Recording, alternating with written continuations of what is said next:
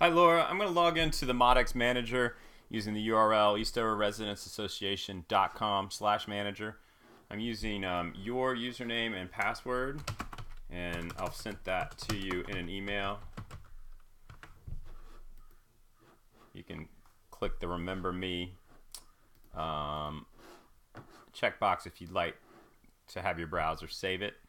So this is the back end of Modex Manager, and the easiest thing for you to do, I think, is first just right-click if you're using a Windows machine, and then left-click on Preview Resource. And you can see now when we mouse up to the top of the new window, we've got this Quick Manager bar. So any of the pages that we navigate towards, we'll be able to actually edit them on the fly and make changes. So some of the changes that you requested being shown how to do. The first one is how you'll upload a new newsletter.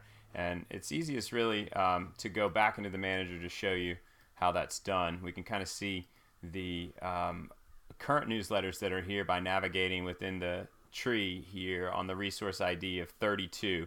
So that's newsletter resource ID 32. And then there's also an overview page, which if we right click and preview, we can see that.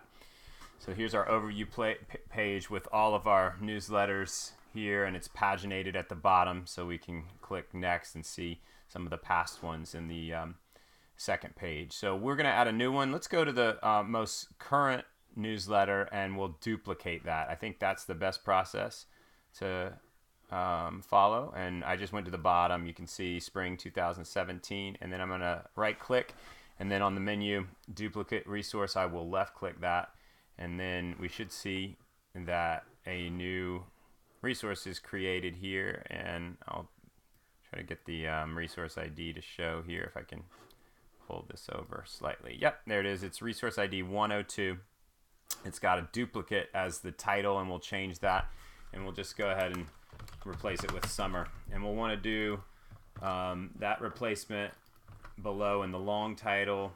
I believe that maybe the only place. The menu title is also a field where we need to replace it. You can use these current images if you'd like, or replace them with your own. You'll just need an editor to get your image in a 640 by 400 pixels dimensions. I want to just jump in and show you how we'll upload the PDF. So I left clicked on the insert button, and you can see this now is looking on the web server, and all of these old PDFs are here. We can change the settings and view by the list. It might be a little easier for you. And then we'll just click upload, and I'm going to grab a random, or I think I may have one. Let's see if I can find on my own computer now one of the past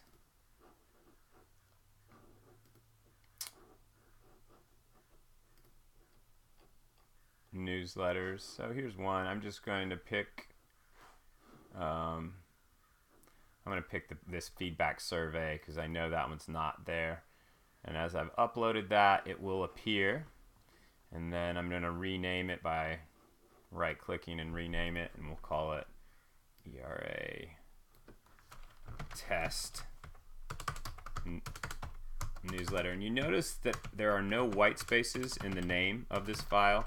I've used a hyphen, and make sure you do that. Just some browsers will not like those white spaces. It can cause problems. So yeah, always no white spaces and no special characters either.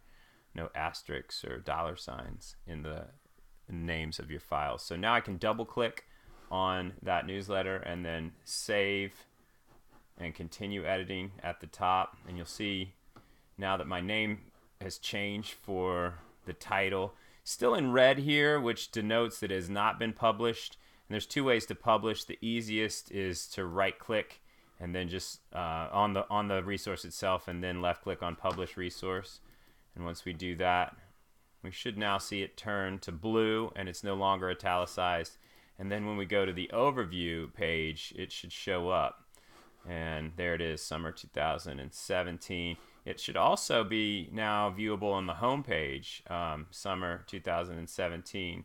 And then if we were to click the download button, we would then see And that's the new PDF. So that, in a nutshell, is how you would update or upload your newsletters to a new resource.